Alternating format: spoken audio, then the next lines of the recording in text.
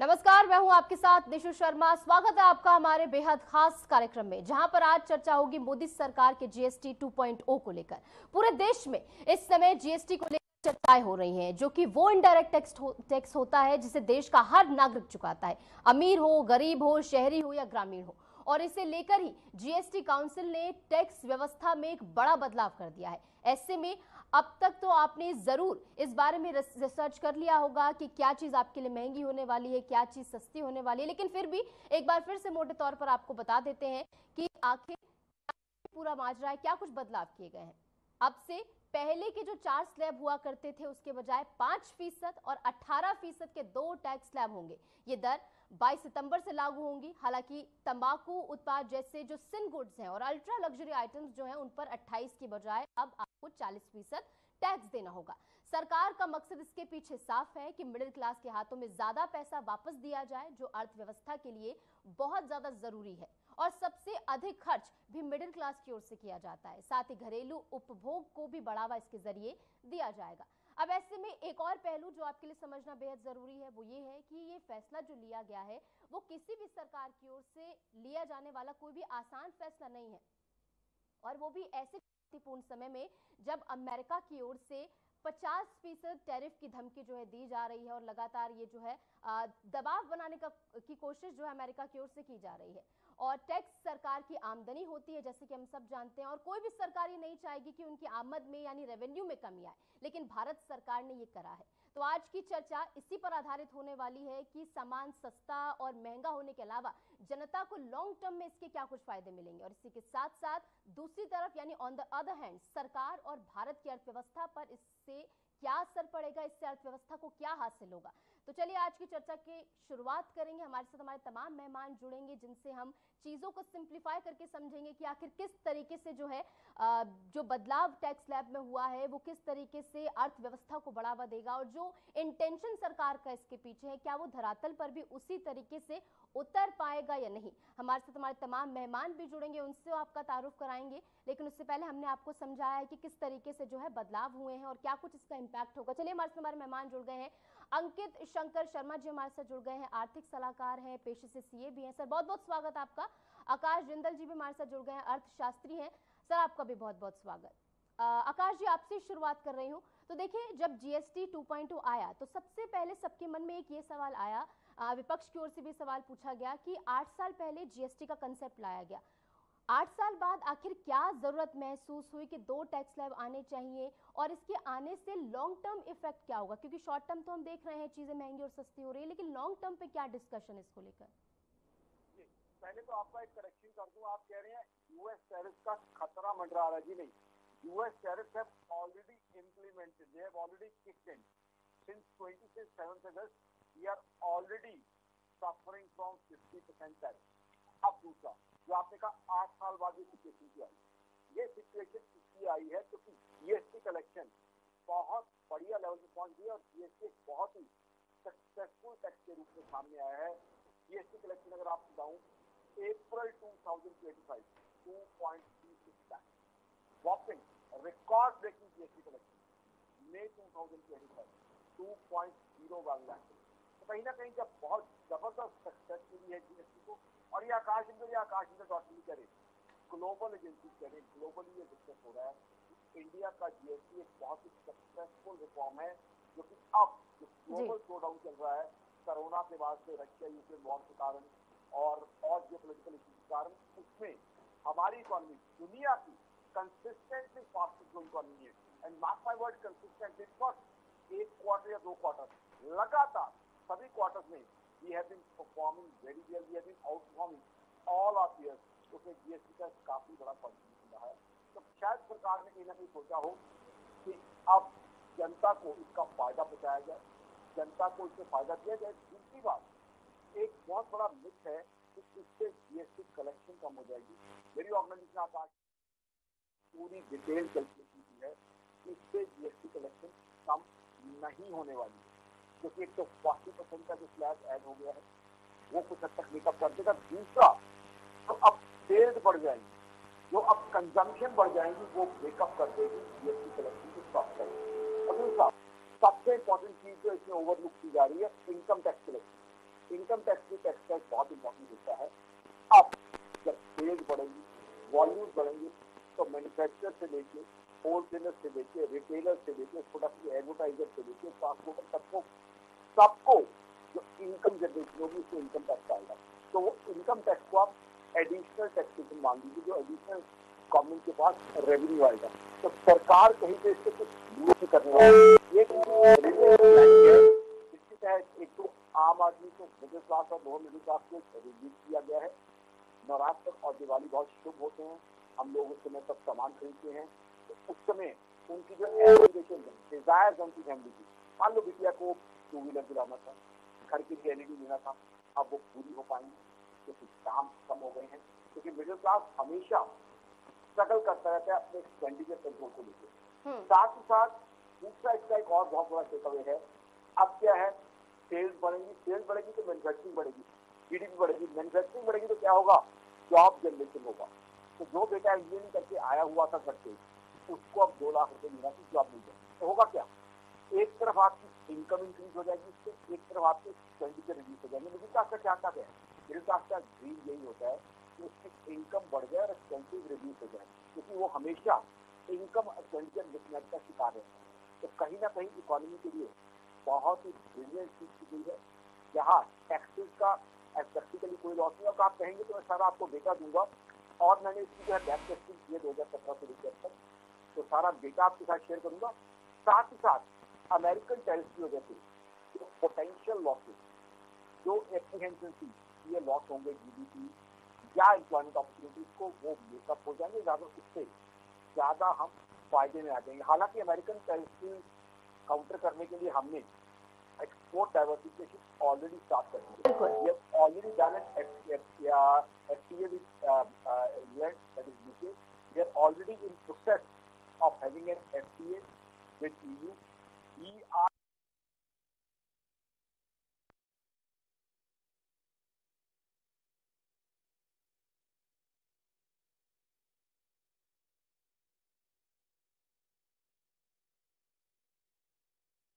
आपके पास लौटूंगी, उससे पहले अंकित जी आपके पास आते हुए, देखिए आर्थिक सलाहकार है, आप आर्थिकी को बेहतर हैं और लोगों तक भी बेहतर तरीके से आप उसे सिंप्लीफाई कर पाएंगे, क्योंकि लोग ये जानते हैं क्या सस्ता हुआ है क्या महंगा हुआ है। लेकिन लॉन्ग टर्म इफेक्ट की अगर बात करें, टैरिफ को लेकर हम देख रहे हैं कि किस तरीके से अमेरिका प्रेशर बना रहा था। तो ऐसे में वॉशिंगटन पोस्ट हो, चाहे वो तमाम अन्य जो है अमेरिका के जो पेपर्स हैं, उनकी ओर से एक आर्टिकल छापा गया कि भारत ने ये 2 स्लैब करके एक सोल्यूशन खोजने की कोशिश की है। तो ऐसे में आप इसे किस तरीके से देखते हैं इस चुनौती के बीच?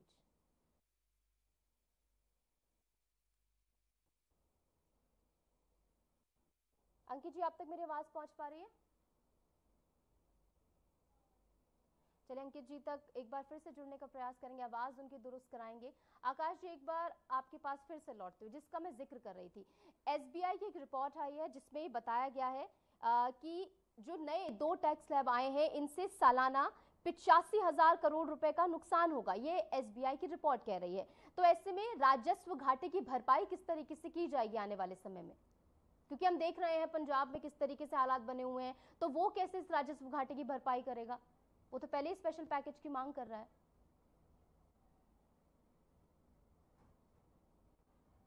आकाश जी, मेरी आवाज आप तक पहुंच पा रही है? आपकी आवाज पहुंच रही है, मेरी आवाज आप तक पहुंच रही है? जी बोलिए बोलिए। हाँ, मेरे हिसाब से क्या होगा, वो लॉसेस कैसे मेकअप होंगे। आप बात कर रहे हैं, जिक्र कर रहे हैं 2 स्लैब का, 5% और 18%। 2 स्लैब को डिस्कस आप नहीं कर रहे हैं, स्पेशल स्लैब ऐड किया गया है 40%।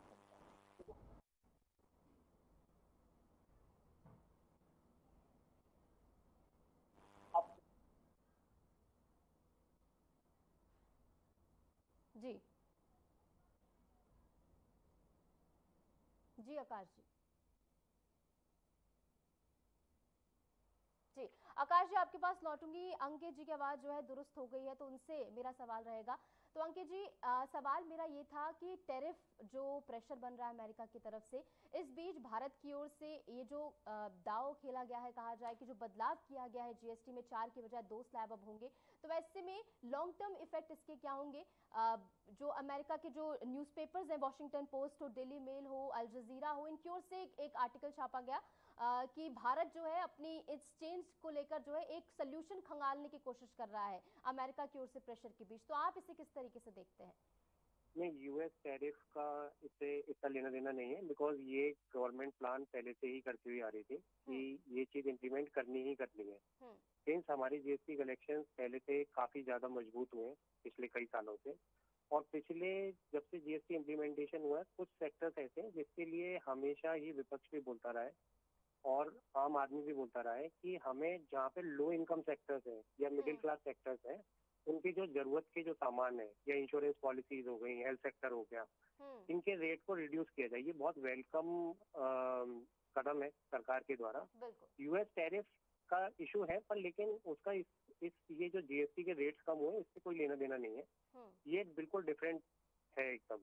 और जो नया 40% का जो स्लैब रेट ये लेकर आए उधर से भी कंपनसेशन होगा, और definitely government is very positive कि ये जो 5% और 18% के जो रेट्स आए हैं इससे कहीं ना कहीं हमारी सेल्स बढ़ेगी, डेफिनेटली सेल्स बढ़ेगी। गवर्नमेंट ने इस चीज का पूरा एनालिसिस किया हुआ है, एंड जब हाथ में पैसा ज्यादा बचेगा आम आदमी के तो वो डेफिनेटली इसको खर्च भी करेगा। और लोअर मिडिल क्लास या मिडिल क्लास के लिए एक वेलकम है, बिकॉज इलेक्ट्रॉनिक सेक्टर आप देख लो या लेबर इंटेंसिव सेक्टर्स देख लो, इसके अंदर जो रेट्स को रिड्यूस किया गया है 5% पे लाया गया लेबर इंटेंसिव सेक्टर में, लाइक हैंडीक्राफ्ट हो गया, मार्बल हो गया या लेदर मेड गुड्स हो गए, जब इनके आइटम्स लोअर रेट पे बिकेंगे तो इनकी बिक्री बढ़ेगी डेफिनेटली। सिमिलरली जो इलेक्ट्रॉनिक सेक्टर्स हैं जैसे एयर कंडीशनर्स हो गए, वॉशिंग मशीन्स हो गई, डिश वॉशिंग मशीन्स हो गई, इनके भी रेट्स को काफी रिड्यूस किया गया है, 28 से 18% के रेट पे लाया गया है। तो दिवाली पे जिस तरीके से सेल्स होती है तो इसमें भी बढ़ोतरी डेफिनेटली देखी जाएगी। बिल्कुल, लोग पूरे साल इंतजार करते हैं कि त्योहार का टाइम जब आएगा तो वो सामान लेने पहुंचे, क्योंकि उस टाइम सबसे ज्यादा डिस्काउंट मिलता है। और लाल किले की प्राचीर से जो ऐलान प्रधानमंत्री नरेंद्र मोदी ने किया था वो कहीं ना कहीं अब जो है पूर्ण रूप से जनता के सामने है कि क्या कुछ बदलाव जो है हुए हैं। ऐसे में एक और सवाल मेरा छोटा सा आपसे रहेगा कि ईज ऑफ डूइंग बिजनेस को कितना प्रमोट इसके जरिए किया जाएगा और कितना समय इसमें लगेगा, क्योंकि हम लॉन्ग टर्म जब इफेक्ट्स की बात करते हैं तो एक टाइम पीरियड, एक सर्टेन टाइम पीरियड इसको लेकर कितना लग सकता है?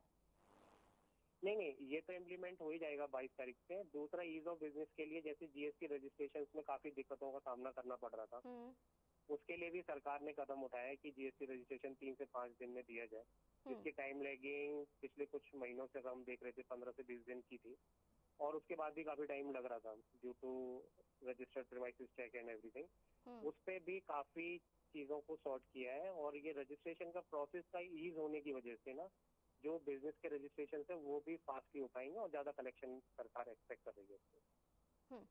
ठीक है, ठीक है अंकित जी। आकाश जी, आपके पास एक बार फिर से लौटूंगी। तो एसबीआई की रिपोर्ट का जिक्र हम कर रहे थे, आपकी आवाज हम तक तब नहीं पहुंच पा रही थी। एक बार फिर से आप उस रिपोर्ट पर अपनी टिप्पणी दीजिए कि जो राजस्व घाटे की बात की जा रही है उसे पूरा कैसे किया जाएगा? राजस्व घाटे को पूरा कैसे किया जाएगा? सबसे पहले तो स्पेशल स्लैब ऐड कर दिया गया है 40% का, वो पहले नहीं था। तो अब वहां से आपके पास एडिशनल टैक्सेस आ जाएंगे।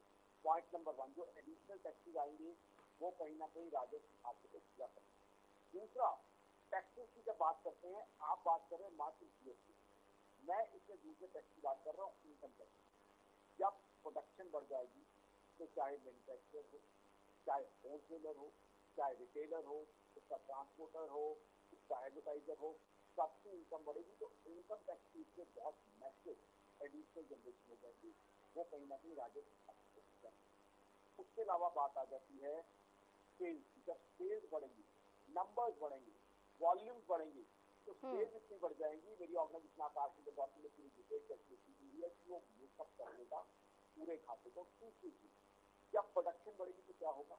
बहुत से नए लोगों को रोजगार मिलेगा, एम्प्लॉयमेंट मिलेगी, उनके हाथ में पैसा आएगा, वो भी कंज्यूमर बनेंगे। वो जो अर्निंग होगी उसकी कोई 6 लाख रुपए की जॉब पे जा रहा है तो जो है कोई 14 लाख की जॉब पे जा रहा है, कोई 15 लाख की जॉब पे जा रहा है, वो टैक्सेस पे करेगा कंजम्पशन के ऊपर भी।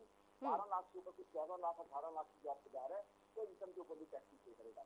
ये सारी चीजें मिलके जो डेफिसिट आना था टैक्स कलेक्शन में उसको न्यूट्रलाइज करते हुए पॉजिटिव में आ जाएंगी। तो टैक्स कलेक्शन में, और ये ग्लोबल रिसर्च है, जब भी आप प्राइसेस ड्रॉप करते हैं, खासकर इंडिया जैसी price economy, immediately buying and और टाइमिंग बहुत प्रैक्टिकल रखा गया 22 सेकंड सितंबर। नवरात्र और दीपावली का समय है, हम सबके लिए शुभ माना जाता समय, तो इस समय बाइंग करना जो है रेंपेंट बाइंग मूवमेंट शुरू हो जाएगी। एंड पोस्ट दिवाली अगस्त जैसे news Punjabi wedding season call कहा, उसके भी अंदर बहुत ज्यादा कंजम्पशन, बहुत ज्यादा बाइंग होती है। तो ये कंजम्पशन पे कहीं ना कहीं इंक्रीज करेगा। जब भी मैं ग्लोबल फॉरम पे जाता हूँ, ग्लोबल सेंस पे जाता हूँ, इंडिया की स्टेट बन जाए डिमांड एंड कंजम्पशन, तो कहीं ना कहीं ये डिमांड और कंजम्पशन को बहुत ज्यादा बढ़ाएगा, डिमांड और कंजम्पशन को बहुत ज्यादा बूस्ट कर देगा। तो वो कहीं ना कहीं हिंदुस्तान की इकोनॉमी को बहुत ज्यादा तेजी ले आएगा। अब जहाँ तक है यूएस के टैरिफ की बात, यूएस के टैरिफ की वजह से जीडीपी के अगर अंदर कमी आती तो आती अराउंड 0.3%, यहाँ जीडीपी में इंक्रीमेंट आ जाएगा 0.8%। ना सिर्फ ये यूटिलाइज करेगा उस इम्पैक्ट को, बल्कि उनका सरप्लस आ जाएगा। जॉब लॉसेस जितने उससे कई जगह जॉब क्रिएट हो जाएगी। हाँ, ये जरूर है कि वो जो पर्टिकुलर एक्सपोर्टर यूएस के लिए एक्सपोर्ट कर रहा था उसका वॉल्यूम शायद ना बढ़े। मान लीजिए लुधियाना में कोई हमारा दोस्त टी शर्ट बना के 50,000 टी शर्ट बना रहा था यूएस के लिए, तो शायद उसकी डोमेस्टिक सेल ना बढ़े, बट मैक्रो लेवल पे अगर कंट्री हमारी सेल बढ़ जाएगी तो हमें तो एक ओवरऑल कंट्री का देखना है। जहाँ तक जो यूएस से स्पेसिफिक टैरिफ की वजह से उसका तो हमने एक दूसरा सोल्यूशन भी देख लिया है। उसके लिए एक्सपोर्ट डाइवर्सिफिकेशन का बहुत सीधे काम कर रहे हैं। यूके के साथ हम एफटीए साइन कर चुके हैं। उसके अलावा ईयू के साथ एफटीए की डिस्कशन चल रही है हमारी। चाइना के साथ, जापान के साथ, रशिया के साथ हमारा ट्रेड बढ़ने वाला है। RIP रशिया इंडिया चाइना थोड़ा फॉर्मेडेबल ब्लॉक हमके सामने आ गया है। और सबसे इम्पोर्टेंट बात, बड़ी इंपॉर्टेंट चीज है दर्शकों को समझना चाहिए, चाइना के साथ हमारा रूपी युआन ट्रेड शुरू होने की संभावना भी है। अगर वो हो जाता है तो वो दूसरा मार्केट होगा, तो उससे डी-डॉलराइजेशन होगी। डी-डॉलराइजेशन इसको बता दूं, डॉलर का वर्चस्व या इंपॉर्टेंस ग्लोबल ट्रेड में, ग्लोबल बिजनेस में कम हो जाएगा। अब अगर यूएस को देखें तो अगर आप उल्टा एनालिसिस करो, यूएस आज की तारीख में इन्वेस्टमेंट करता ही क्या है? यूएस एक ग्लोबल ट्रेड की मंडी है, डिफेंस के अलावा कुछ खास इन्वेस्टमेंट नहीं है। और दूसरा 1930s में यूएस ने टैरिफ के साथ एक इंटरवेंशन किया था, देसी भाषा में तो पंगा लिया था, स्कूल के लिए टैरिफ लगाए गए थे, जिसकी वजह से 1930s में एक ग्रेट डिप्रेशन आई थी, जिसने यूएस के साथ साथ यूरोप को भी इन्वॉल्व कर दिया था, जो कि सेकेंड वर्ल्ड वॉर के कारनामे में से एक बनी थी। महाभारत सीरीज आता था, उसमें टैगलाइन हुआ करती थी, ठीक हम बीते युगों से नए युग का करे स्वागत।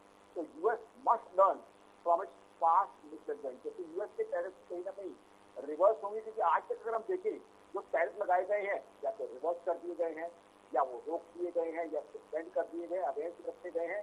तो कहीं ना कहीं यूएस टैरिफ से कांट कंटिन्यू, बस यूएस टैरिफ की वजह से सबसे ज्यादा नुकसान किसको हो रहा है? यूएस को। इसकी वजह से यूएस में इन्फ्लेशन बढ़ रही है, यूएस में जॉबलेस क्लेम्स बढ़ रही है, यूएस में जीडीपी ग्रोथ कॉम्प्रोमाइज हुई है, यूएस रेट ऑफ इंटरेस्ट नहीं कम कर पा रहा, यूएस में जगह जगह प्रोटेस्ट हो रहे हैं टैरिफ के लिए। यूएस ने कोर्ट ने सवाल खड़ा कर दिया है कि क्या पावर थी वहां पे टैरिफ जो है लगाने की, टैरिफ इंपोर्ट करने की। तो यूएस तो खुद इन टैरिफ का सबसे बड़ा भोगी। और यूएस क्या कह रहा है, बड़ा इंटरेस्टिंग काम कर रहा है यूएस। 2 अप्रैल को जब रेसिप्रोकल टैरिफ लगाता है तो the reason which was given by US was that India is charging high tariff. Okay, now when in August they again come and impose 50% tariff. Now they change the goalpost. बिल्कुल आकाश जी, और it's high time कि America ये चीज समझे कि भारत अब सिर्फ follower नहीं बल्कि नीति निर्माता भी है। जब तक भारत अपने हिसाब से रणनीति नहीं बनाता तब तक किसी का फॉलोअर बनने को भारत जो है बिल्कुल भी तैयार नहीं होगा किसी भी शर्त पर। अंकित जी, एक बार फिर से आपके पास लौटते हुए, तो देखिए आर्थिकी को बेहतर तरीके से समझते हैं। आपने भी देखा होगा कि पहले इंडस्ट्रीज में जो है एक खींचतान चलती थी कि हम 18% के टैरिफ के अंडर आते हैं, जब 4 स्लैब हुआ करते हैं, माफ कीजिएगा, क्योंकि 22 तारीख से जो है लागू होगा। तो ऐसे में एक खींचतान यहाँ पर भी देखने को मिलती थी कि हम अंडर 18 आते हैं, अंडर 12 आते हैं, लेकिन अब 2 स्लैब होने से कितना आसान, कितना सिंप्लीफाई ये हो जाएगा।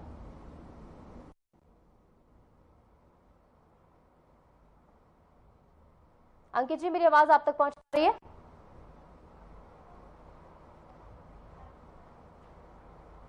अंकित जी तक मेरी आवाज नहीं पहुंच पा रही है। मैं निवेदन करूंगी इनकी आवाज जो है दुरुस्त कराई जाए। अंकित जी, आप तक मेरी आवाज पहुंच पा रही है? बोलिए बोलिए आकाश जी, बोलिए।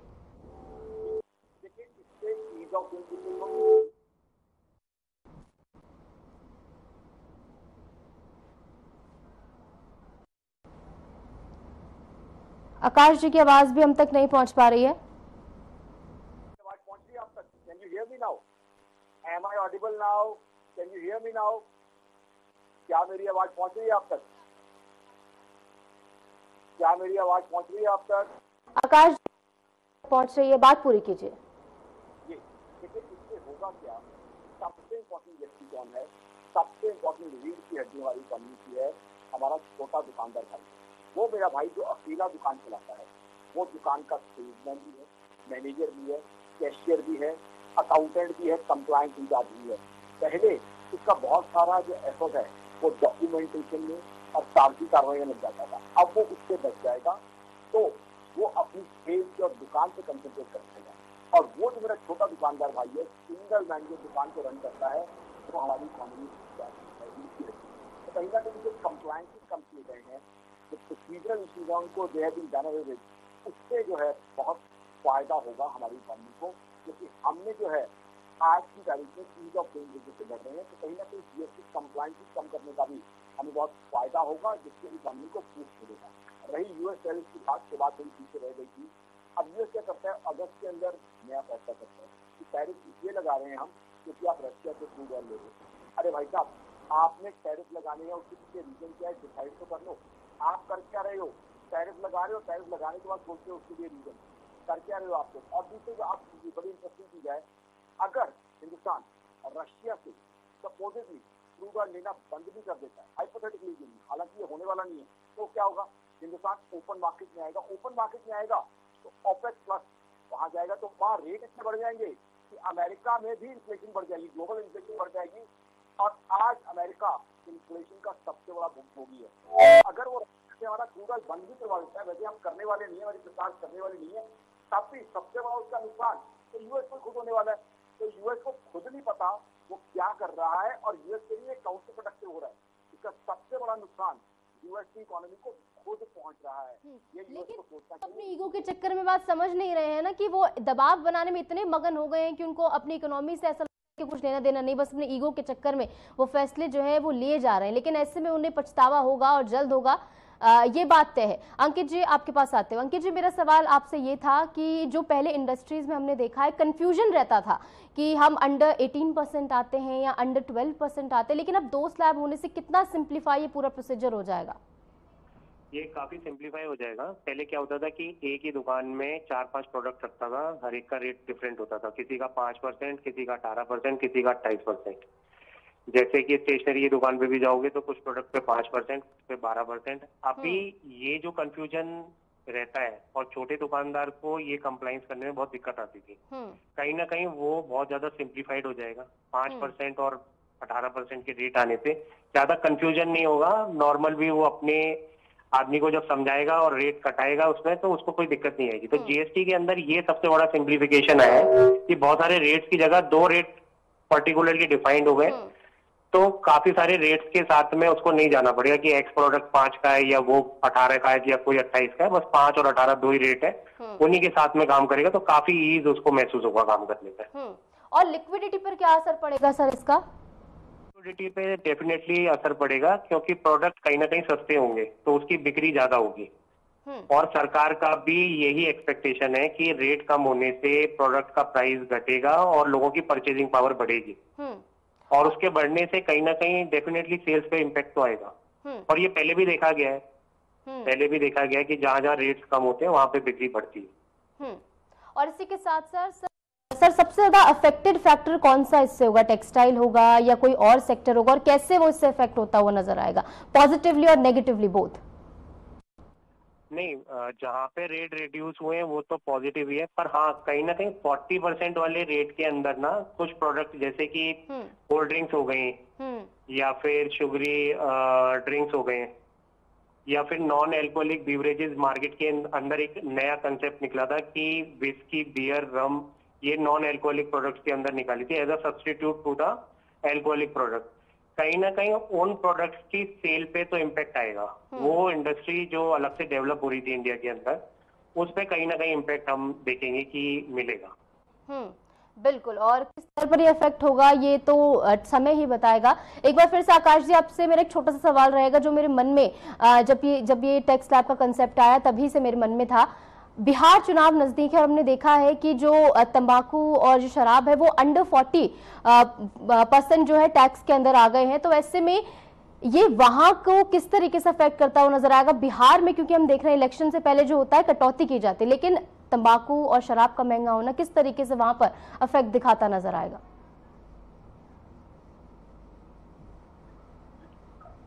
नहीं,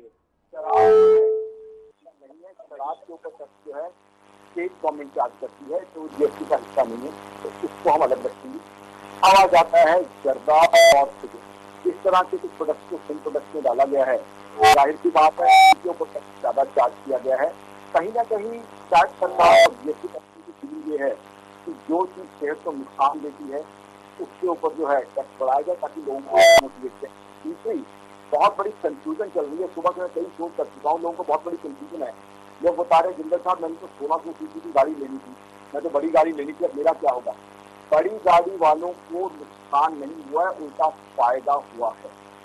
पहले वो 28% टैक्स के साथ कंपनसेशन टैक्स दे रही थी, अब कंपनसेशन टैक्स जो है वो 17 से लेके 22% था। तो बड़ी गाड़ी जो है पहले आपको पड़ रही थी 45 से 50% में, अब 40% में। तो अगर आप 1500 सीसी से बड़ी गाड़ी प्लान कर रहे हैं, 4 मीटर से लंबी बड़ी गाड़ी प्लान कर रहे हैं, तब भी आपके लिए वो गाड़ी सस्ती होने की संभावना है, महंगी नहीं, क्योंकि आपका कंपनसेशन टैक्स जो 17 से 22% तक वो रिमूव कर दिया गया है। तो गाड़ियां जो है लेने वालों के लिए फायदा ही होगा। और एक बात बता दूं, एक गाड़ी बिकती है तो 18,900 नई जॉब क्रिएट होती है। कैसे? गाड़ी को कोई स्टील सप्लाई करता है, कोई उसको लाइट सप्लाई करता है, कोई स्टीयरिंग सप्लाई करता है, कोई उसको व्हील सप्लाई करता है, कोई टायर सप्लाई करता है, कोई सीट सप्लाई करता है। गाड़ी मार्केट में आती है तो एक बैंकर फाइनेंस करता है, बैंक में लोगों को रोजगार। आपने इस चर्चा में हिस्सा लिया और किस तरीके से जीएसटी 2.0 हमारी अर्थव्यवस्था पर असर डालेगी और किस तरीके से लोगों की लाइफ पर इसका इम्पैक्ट होगा, ये हमने सिंप्लीफाई करने की कोशिश इस चर्चा में की। बहुत बहुत शुक्रिया एक बार फिर से आप दोनों हमारे साथ जुड़े, इस चर्चा में आपने हिस्सा लिया।